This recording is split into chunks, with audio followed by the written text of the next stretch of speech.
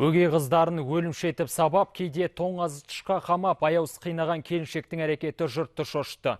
Осы оқиғаға қатысты кешелі бері тараған жан түршігерлік видеолар мен суреттер әлеуметтік желілерге желдей тарап жатыр. Бір үйдің үш қызы бірнеше айлар бойы өгей анасынан аяусыз көріп келген әкесі білмепті. Келесі сюжетті кәмелет жасына толмаған балалар мен тым сезімтал жандарға көрмеуге кеңес береміз. Әлеуметтік желілер арқылы тараған ақпаратпен мына суреттерді көргенде ашуға бұлықтық. Балаларға осылайша қатыгездік жасауға қалай қол барды деп күйіндік. Енді оқиғаны барынша байыпты баяндауға тырысып көрейік. Түркістан облысы Жетісай ауданы. Бір үйдің 12, 14 және 16 жастағы үш қызын өгей шешесі аяусыз қорлаған. Бір плоскопс деген. Сөйтін аларды жартысы плоскопспен деген. Кейін арт жаққан жерлерге пышақты қылған. Темір қысқыш плоскогубцы тек қол аяққа ғана тимеген екен. Айту қиын, қыздардың жыныс мүшелерінде қысқан. Дені дұрыс тамақта балалар үшін арман болған. Жолында жеген кезде шыдай алмай құс жіберді, маған құспа деп айтқан еді, оған айтпай құсып жіберді. Ол құсқаның үшін тағы ұрды ма? Ол білген жоқ. Оған білдіртпей құстым. Егер біліп қойса, маған тағы жегізеді.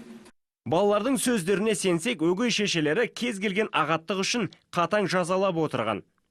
Полкілердің бәрін алып тастады да, сөйтіп сол ішіне отырғызып қойды халқын. Сен ішіне қалай сиясың, дәу холодильник па не? Кішкентай еді, сол барлық жерде бүрісіп неғылып отырдым. Оның ішіне қанша уақыт отырдың? Бір жарты сағат көлемінде отырдым. Жаурамадың ба? Сәл жаурадым. Қорлық көрген балалардың әкесімен де тілдестік. Қыздардың туған анасымен ажырасып кетіпті. Үйдегі жағдайдан бейхабар болып шықты.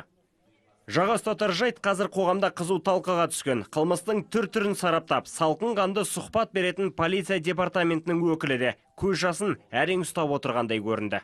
Жетісай ауданында орналасқан мектептің бірінің мұғалімдері мектепке келген әртүрлі дене жарақаттарымен келген бір жанұяның балдарын анықтайды. Осы мәліметті ювеналдық полиция қызметкеріне жеткізеді.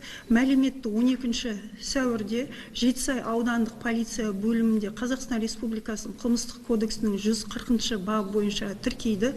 Бүгін балаларға айуандық жасаған өгей шеше уақытша ұстау изоляторына қамалды. Істі ішкі істер министрі өз бақылауына алған. Балалардың жағдайы орташа дейді дәрігерлер. Олармен психолог мамандар әлі біраз жұмыс істейтін секілді.